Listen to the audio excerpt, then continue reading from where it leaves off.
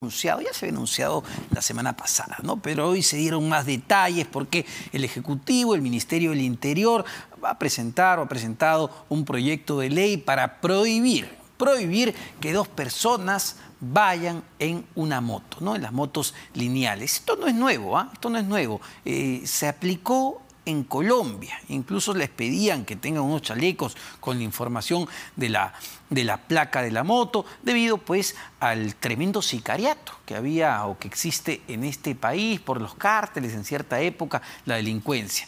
La gran pregunta es, ¿resultó en países como Colombia? ¿Ha resultado en países donde se ha aplicado esto? ¿Atenta contra las libertades? Bueno, vamos a conversar de esto con Carlos Fernández, jefe de Asuntos Penales y Penitenciarios de la Defensoría del Pueblo. ¿Cómo está, señor Fernández? Buenas noches, qué gusto que esté con nosotros. ¿Cómo está? Buenas noches. Un gusto escucharlo y verlo también por esta vía. Y efectivamente lo que usted manifiesta pues genera una reflexión, y nosotros como Defensoría hemos emitido ya un pronunciamiento donde manifestamos nuestra preocupación, ¿no? ¿Por qué? Por favor, expónganos por qué la Defensoría está preocupada por un proyecto de este tipo. Claro. Nosotros como Defensoría, el enfoque que manejamos es de los derechos humanos, desde los derechos fundamentales, y en este caso se ponen en juego dos derechos fundamentales. Por un lado tenemos el derecho al libre tránsito y por el otro lado tenemos la seguridad. Entonces es bien conocido que uno de los problemas prioritarios de nuestro país es la inseguridad, ¿no? Entonces, en ese escenario existe desde inicios de este siglo, el año 2003, la ley que crea el Sistema Nacional de Seguridad Ciudadana y crea el Consejo Nacional de Seguridad Ciudadana, y es donde allí debe tomarse decisiones para contrarrestar y combatir la delincuencia. En este sistema se integra a todo el Estado, a los poderes del Estado.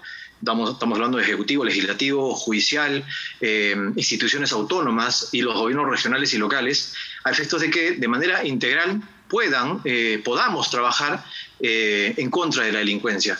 Pero observamos decisiones como esta de manera aislada, a espaldas de este Sistema Nacional de Seguridad Ciudadana que se pretende impulsar. Como usted bien lo dijo, ¿no? El Perú no es el único país que tiene el fenómeno del incremento de las motos lineales. Y en este escenario pandémico, el número de motocicletas se ha incrementado significativamente por el delivery y otras necesidades de transporte. Entonces, Colombia, usted lo citó, ya enfrentó unas iniciativas similares. Nuestro país, el 2013, el 2017, no funcionó. Ajá. No funcionó, tuvieron que suspender. Entonces, y Colombia tiene una realidad distinta a la nuestra, donde más del 60% de las personas se transportan en motocicletas. Nuestro país todavía no llega a esa realidad. Es verdad, no llega. Brasil, perdóname que lo interrumpa ahí. No llega a esa realidad probablemente en la capital, pero hay zonas del país, en la selva sobre todo, donde el uso de la moto es esencial, es un medio de transporte básico. Más bien uno no encuentra mucho vehículo, mucho carro, ¿no? Mucho automóvil, encuentra motos. Ahí es donde estás afectando. Totalmente de acuerdo con usted.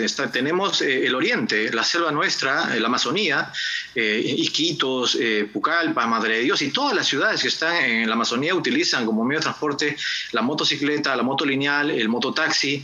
La zona norte, debida cuenta por varios factores, pero dentro de ellos, por ejemplo, el calor, la elevada temperatura que está en la zona, la costa, pero también hay otro factor importante. Quienes utilizan el medio de transporte en motocicleta son personas que no acceden a comprarse un vehículo de 4 llantas. Entonces, y no solamente utilizan para movilizarse, sino para trabajar.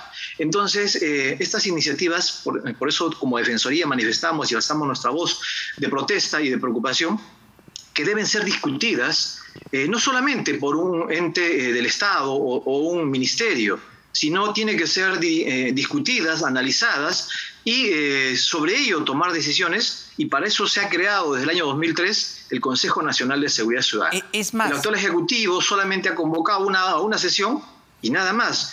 La toma de decisión de llevar a los militares el año pasado, que fue frustrado en apoyo a la Policía para la Seguridad Ciudadana, se tomó de manera unilateral en el Ejecutivo, no prosperó.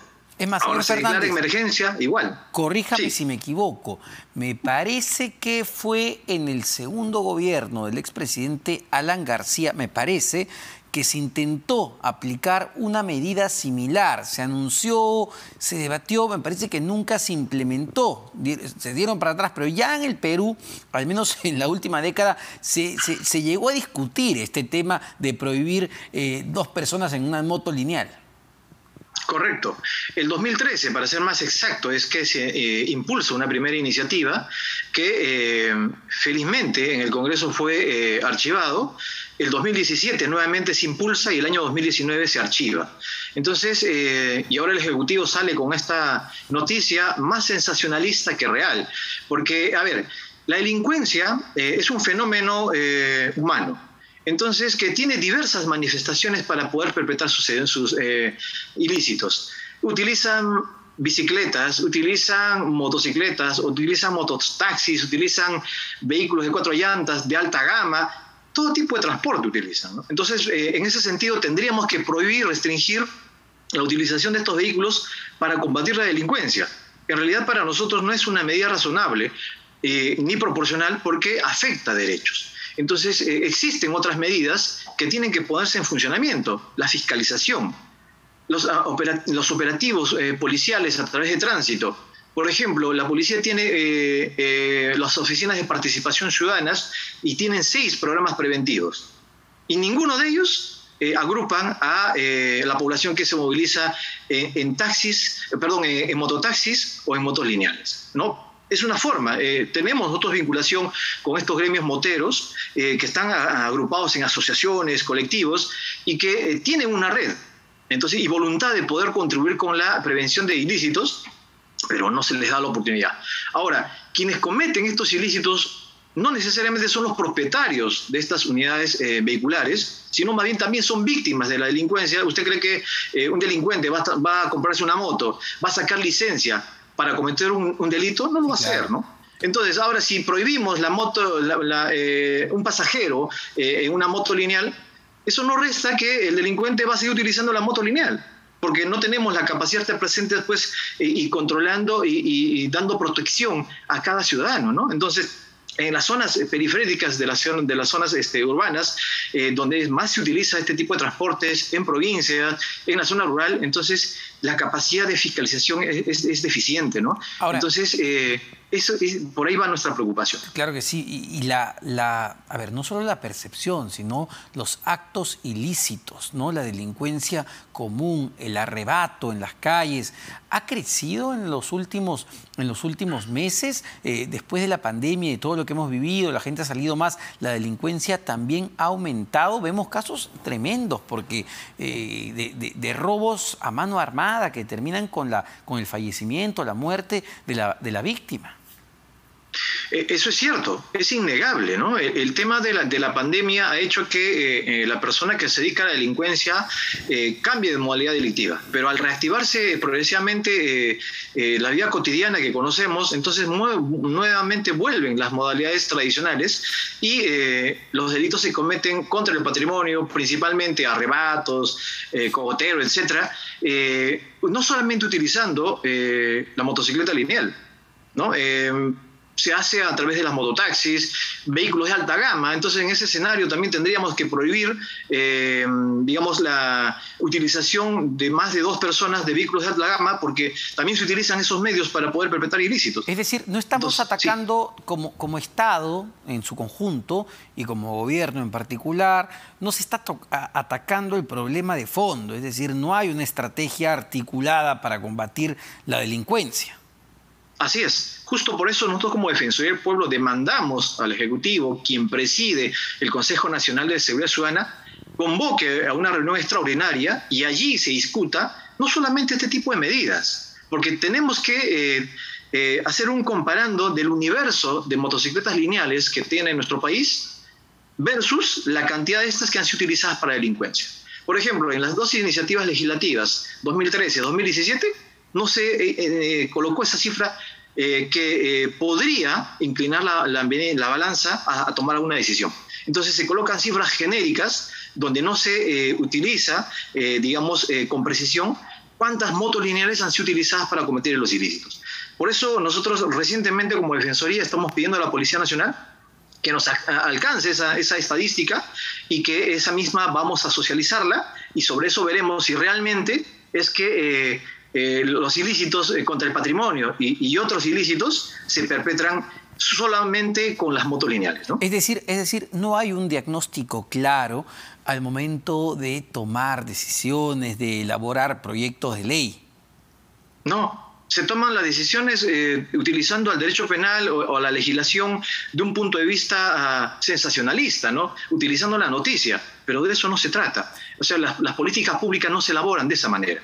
Entonces se necesitan datos e indicadores específicos y para eso está la estadística y la matemática, ¿no? Dado que lo menciona, ¿no? Porque el ministro del Interior, Chávarri, también anunciaba que se está elaborando un proyecto de ley para ver qué se hace con los extranjeros en nuestro país. Entonces, claro, tendríamos que primero partir de un diagnóstico, ¿no? ¿Qué porcentaje de los delitos que se cometen en el país son producidos por extranjeros?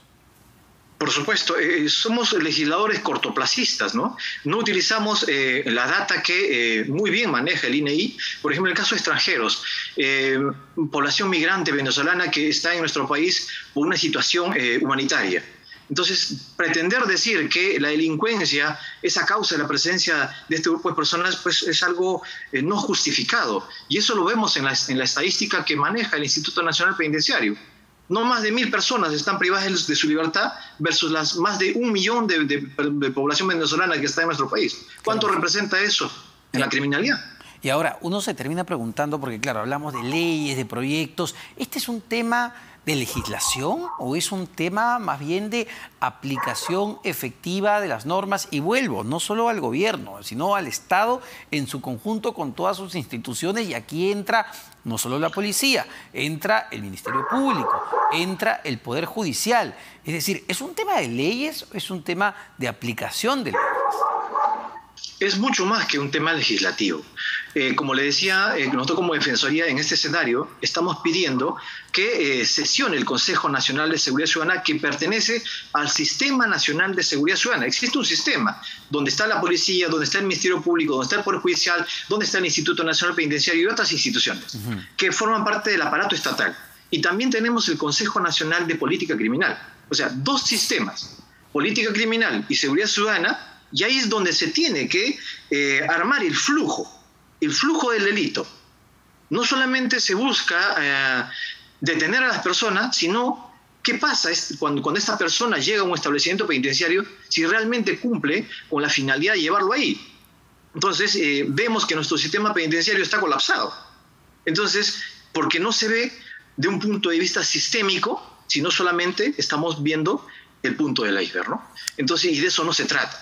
Entonces, para ahí es importante convocar a todas las instituciones rectoras que forman parte del sistema de administración de justicia y tomar decisiones reales y que realmente combatan la delincuencia y no dar medidas como la que se pretende y se ha anunciado hoy día. Por ejemplo, han anunciado que ya han aprobado el proyecto de normatividad que iría al Congreso. Entonces, lo cual no va a tener sentido. O sea, ya tenemos como antecedentes dos proyectos de ley que han sido archivadas y estamos convencidos, la iniciativa del Ejecutivo que va a ir al Congreso va a también terminar en lo mismo y al final es una pérdida de tiempo, ¿no? Muchísimas gracias, señor Carlos Fernández, jefe de Asuntos Penales y Penitenciarios de la Defensoría del Pueblo, por explicarnos este tema que pues sí, ¿no? Resulta muy grandilocuente para un buen titular, pero ya como hemos escuchado en 2 oportunidades, proyectos de este tipo han sido archivados porque en otros países donde se ha aplicado, como en Colombia,